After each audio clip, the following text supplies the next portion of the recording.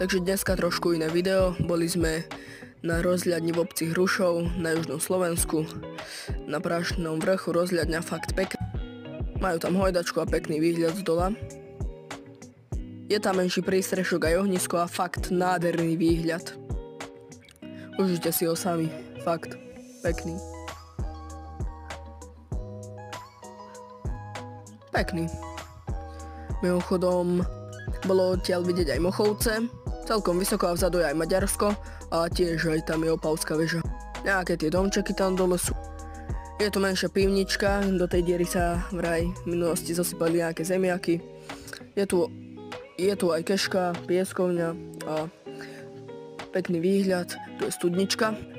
Mimochodom tam sme predtým boli a oplatí sa sem ísť, fakt nádherné, pekne. Tu je pekný výhľad a nie je tu len toto, je tu aj veľa iných vecí, takže